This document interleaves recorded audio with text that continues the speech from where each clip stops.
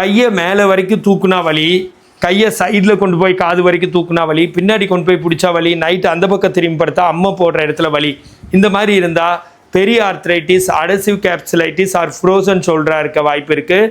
இது ஏன் வருதுன்னா மெயினாக டயபெட்டிஸ் இருக்கிறவங்களுக்கு ஒரு காம்ப்ளிகேஷனாக வருது, சுகர் பேஷண்ட்ஸுக்கு, சர்க்கரை நீரிழிவு நோயாளிகளுக்கு. ஸோ அதனால் வருது. அதை தவிர ஒரு கழுத்தில் எலும்பு தேய்மானம் ஆகியிருந்தாலும் இல்லை நரம்பு அழுத்திட்டு இருந்தாலோ இந்த மாதிரி சிம்டம்ஸ் வருது. அது தவிர இதில் சின்னதாக ஏதாச்சும் அடிபட்டு அதை வந்து கரெக்டாக நம்ம ட்ரீட் பண்ணாமல் விட்டோம்னா அதனாலேயும் இது நிறைய நேரத்தில் வருது. இந்த மாதிரி வந்தவங்க ஈஸியாக எக்ஸசைஸ் மூலம் க்யூர் ஆகலாம். இது உள்ளுக்குள்ளே இன்ஃப்ளமேஷன்னு தேவையில்லாத நீர் கோர்த்துக்கிட்டு தான் இந்த மாதிரி சிம்டம்ஸ் எல்லாம் வருது. இந்த நீர் கோர்க்கிறது ஏன் சுகர்னால் நடக்குதுன்னா, சுகர் வந்து ஜாயின்ஸை, நரம்பை, அப்புறம் எலும்பு, நம்மளோட கிட்னி, லிவர், ஹார்ட்டு, மூளை எல்லாத்தையுமே பாதிக்கிற ஒரு தன்மை இருக்குது. ஏன்னா செல்ஸுக்குள்ளே சரியாக குளுக்கோஸ் வந்து எடுத்துக்கிறது இல்லை, இன்சுலின் ரெசிஸ்டன்ஸ் ஃபார்ம் ஆகுது, அதனால் நிறைய காம்ப்ளிகேஷன்ஸ் ரைஸ் ஆகுது. அந்த மாதிரி ஜாயிண்டில் இருக்கிற சைனோவில் ஃப்ளூயிடில் இருக்கிற குளுக்கோசமின் HCl இதனோட கண்டென்ட்டை குறைச்சிட்டு தேவையில்லாத நீர் இன்ஃப்ளமேஷன் ஃபார்ம் ஆகி தான் அது மாதிரி வருது.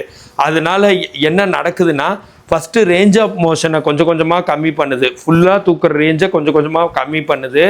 இதை தவிர சைடில் தூக்குற ரேஞ்சையும் கொஞ்சம் கொஞ்சமாக கம்மி பண்ணுது, பின்னாடி கொண்டு போய் பிடிக்கிறது.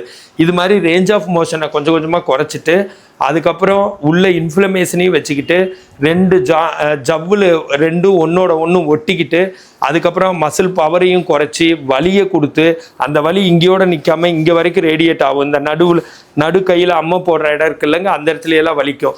இதனால் கொஞ்சம் சைடில் அண்டர் ஆர்ம்ஸில் செஸ்ட்டில் பெயின் வரப்போ உங்களுக்கு எதுவும் ஹார்ட் ப்ராப்ளமுங்கிற ஒரு பயமும் வந்துடலாம். பட் இதெல்லாம் கவலைப்பட வேணாம், இதுக்கு எக்ஸசைஸ் தான் தீர்வு. இதுக்குன்னு இன்றைக்கி நான் கொஞ்சம் எக்ஸசைஸ் சொல்லித்தரேன். இப்படி கையை கோர்த்துட்டு மேலே தூக்கி 1 2 3 4 5 6 7 8 9 10 கவுண்ட்ஸ் வச்சுருந்துட்டு கீழே போட்டு 10 கவுண்ட்ஸ் 1 2 3 4 5 6 7 8 9 10 எகெயின் 1 2 3 4 5 6 7 8 9 10 கீழே போட்டு 1 2 3 4 5 6 7 8 9 10 எகெயின் 3 1 2 3 4 5 6 7 8 9 10 1 2 3 4 5 6 7 8 9 10. இந்த மாதிரி மேலே தூக்கி கீழே போடுறது எவ்வளவு ரேஞ்ச் ஆஃப் மோஷன் முடியுமோ அதை விட கொஞ்சம் சேர்த்து தான் பண்ணுமே தவிர ஃபுல்லாக தூக்கிடக்கூடாது. ஏன்னா உங்களுக்கு ரொம்ப ரேஞ்ச் ஆஃப் மோஷன் டைட்டாக இருக்கிறப்போ ரொம்ப அதை எதிர்த்து அதிகமாக தூக்குனீங்கன்னா அன்றைக்கி வலிக்கும். கொஞ்சம் கொஞ்சமாக ஆர்கானிக்காக கொஞ்சம் கொஞ்சமாக பிச்சு விடுற மாதிரி பண்ணணும், அந்த தேவையில்லாமல் ஒட்டி இருக்கிறத. ஸோ இந்த மாதிரி எக்ஸசைஸ் ஹெல்ப்ஃபுல்லாக இருக்கும். அதை தவிர அந்த இடத்துல ஐஸ் வைக்கிறது, அதை தவிர டயபெட்டிஸ் மற்றது ஏதாச்சும் ஒரு ரீசன் இருந்தால் அந்த ரீசனையும் சேர்ந்து சரி பண்ணுறது, சர்வைக்கல் ஸ்பாண்டிலைட்டிஸ், அதுக்கான டூஸ் அண்ட் டோன்ஸ் எல்லாம் மெயின்டைன் பண்ணுறது ரொம்ப யூஸ்ஃபுல்லாக இருக்கும். இதுக்கு இன்னொரு எக்ஸசைஸும் நான் சொல்லித்தரேன், அதுவும் ஹெல்ப்ஃபுல்லாக இருக்கும். Shoulder bracing exercise 1 2 3 4 5 6 7. இது ஒரு செட்டுக்கு 7 தடவை. அது மாதிரி நீங்கள் 3 செட்டு பண்ணலான்னு வச்சுக்கோங்களேன். 3 செட்னா 21 தடவை. அப்படி பண்ணுறதும் இந்த கழுத்துக்கும் நல்லாயிருக்கும், இந்த ஷோல்டரோட ரேஞ்ச் ஆஃப் மோஷன் அதிகமாகிறதுக்கும் நல்லாயிருக்கும். இதை தவிர இன்னொரு எக்ஸசைஸ் இருக்குது.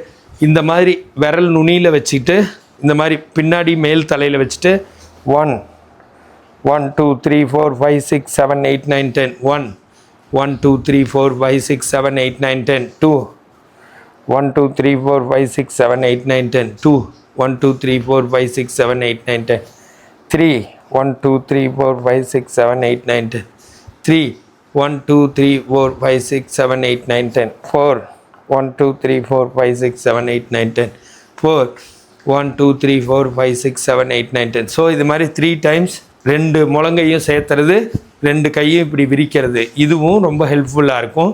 இதை தவிர எக்ஸசைசஸை கன்சிஸ்டன்சியாக ரெகுலராக பண்ணுறதும், நைட்டு கரெக்டாக ஒரு 9-10 மணிக்கு தூங்கிட்டு காலையில் 6-7 மணிக்கு எந்திரிக்க மாதிரி ஒரு பழக்கமும், ஸ்ட்ரெஸ் ஃப்ரீ லைஃப்பும் இதுக்கு யூஸ்ஃபுல்லாக இருக்கும். ஐஸ் வைக்கிறது ரொம்ப யூஸ்ஃபுல்லாக இருக்கும். இந்த மாதிரி எக்ஸசைசஸ் தெரிஞ்சுக்கணுன்னா கண்டிப்பாக நீங்கள் எனக்கு கால் பண்ணலாம். அண்ட் ஃபிசியோதெரப்பி கன்சல்டேஷன் வேணுன்னா எனக்கு கால் பண்ணுங்கள்.